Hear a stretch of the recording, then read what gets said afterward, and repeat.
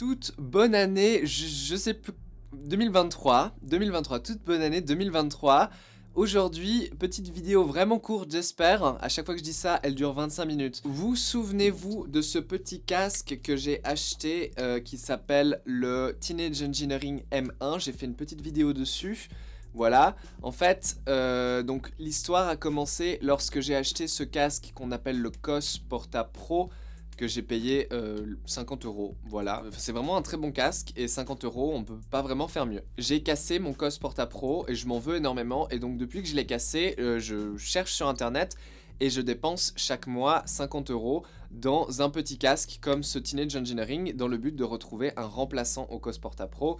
Et là, basiquement, donc ce petit M1, faut voir la vidéo détaillée, mais je suis pas extrêmement convaincu, même si il s'avère que je passe quand même du bon temps avec et que contrairement au Porta Pro, il a un volume très élevé, ce qui me permet d'utiliser l'iPod de mon choix, alors que le COS Porta Pro me limitait à des iPods plus anciens qui ont par défaut un volume plus fort. Pour continuer dans la petite série casque à 50 €, j'ai avec moi aujourd'hui le iiii Trax, vient dans la boîte, des petits embouts colorés que vous pouvez mettre sur vos casques, et le casque lui-même. Et c'est tout. 50 €, comme avant, voici le casque en question, qui lui aussi a l'air très cheap, est vraiment très particulier et pas incroyable. C'est pas très confortable, et comme vous le voyez, le mien est à la taille maximum. On peut venir faire glisser les écouteurs comme ça, mais moi, même quand je les mets au maximum, bah c'est tout juste, c'est tout juste. Si j'avais une tête plus grande, ça marcherait pas. Ils sont incroyablement légers, donc niveau confort, ça va plutôt bien, on les sent pas trop. Alors moi, j'ai mis un rouge et un vert, je trouve ça rigolo pour me rappeler que le rouge, c'est la gauche. Ils sont filaires avec le câble qui vient des deux côtés. Le câble n'est pas détachable. Ils ont une télécommande avec un microphone. Le microphone est décent. N'achetez pas ce casque. Ne l'achetez pas. Il est pas bon. Le son est très particulier. En fait, le son est extrêmement métallique et penche vraiment beaucoup sur les aigus. Il y a beaucoup trop d'aigus. Les basses sont correctement maîtrisées. C'est-à-dire qu'elles sont présentes. Elles ne sont pas boomy. Les basses sont correctes. Il n'y a pas de médium. Et ensuite, les aigus vous arrachent les oreilles.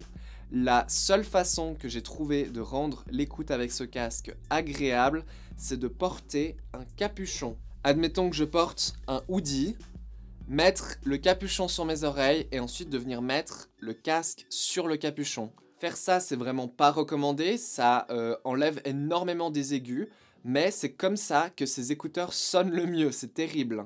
Ils ont tellement d'aigus, et les aigus sont tellement métalliques qu'il faut quelque chose pour les bloquer de vos oreilles parce que ce n'est pas agréable. Ce n'est pas du tout une bonne paire de casques pour produire de la musique parce que quand on produit de la musique, le plus important c'est ce qui se passe dans les médiums. C'est bien d'avoir des basses, c'est bien d'avoir des aigus, mais le corps de la chanson est dans les médiums. Dans les médiums, il y a quasiment tous les instruments en fait. Si ça tape fort et ça fait boum boum dans vos oreilles, il manque le corps même de la chanson. Il manque aussi un peu les voix. Le casque de Teenage Engineering est l'opposé, c'est-à-dire que si les basses sont aussi correctement maîtrisées sur celui-ci, il n'y a pas d'aigu. Je trouve que le son est vraiment étouffé et que tout se passe dans les médiums. Les médiums de ce casque Teenage Engineering sont sublimes. Elles sont très présentes, très détaillées. Elles sont bien, elles sont jamais exagérées, elles sont plutôt neutres.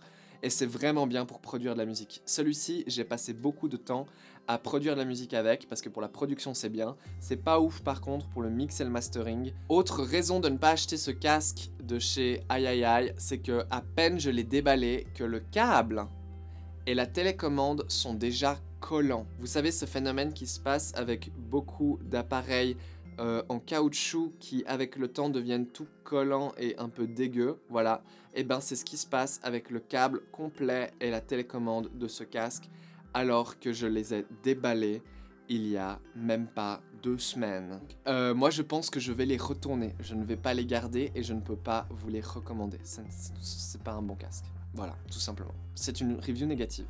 Si vous l'avez, celui-là, que vous êtes content, bah dites-moi pourquoi vous êtes content. Et peut-être que ça me fera changer d'avis.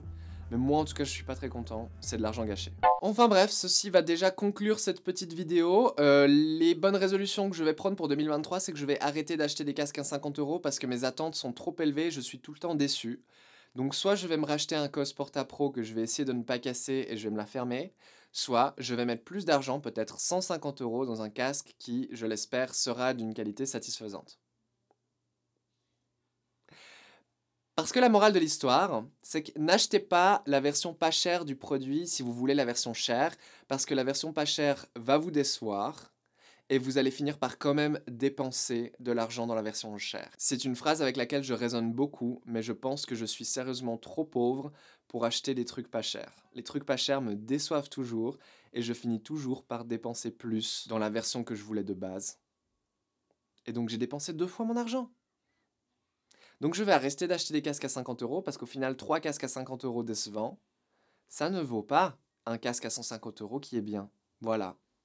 Je vous souhaite de passer une très bonne année 2023. De mon côté, je suis extrêmement content et la raison pour laquelle vous n'avez pas vu l'unboxing de ce casque, hein, je l'ai directement testé comme ça, alors que je voulais faire un unboxing, c'est que j'ai un nouvel objectif qui est le meilleur objectif du monde, sauf que pour avoir cet objectif le meilleur du monde, j'ai dû vendre plein de vieux trucs. Cet objectif est beaucoup trop bon optiquement et moi avec mes problèmes de peau et ma lumière pas parfaite et mon désordre, ça me dérangeait d'avoir un objectif autant parfait, donc je voulais un petit filtre de diffusion dessus. Sauf que le diamètre de l'objectif étant énorme, 95 mm, il me fallait un énorme filtre de diffusion, et les énormes filtres de diffusion, c'est cher. Heureusement, j'ai fini par en trouver un sur AliExpress qui me convient très bien. Il n'est pas de la qualité la plus incroyable, mais le but étant justement de dégrader l'image un petit peu. Ça fonctionne bien, il est magnétique. Donc je peux l'enlever. Oh waouh, là je suis en 8K Ultra HD. Non, c'est faux. Mais waouh. Et là, je suis flou. Mais je trouve que ça me met mieux en valeur. Voilà. Oui, tout simplement. En plus, c'est un petit side effect. Il y a un petit reflet dedans. Ça, c'est pas ouf par contre. D'où vient ce reflet? D'où vient ce reflet? Telle est la question que je me pose. Je ne saurais jamais. Moi, je pense que c'est pas un reflet. Je pense que c'est une orbe, il faut appeler GusDX. Voilà, il me reste 0 minute de batterie sur ma caméra, donc elle va couper incessamment sous peu. Je pense qu'il s'agirait de terminer cette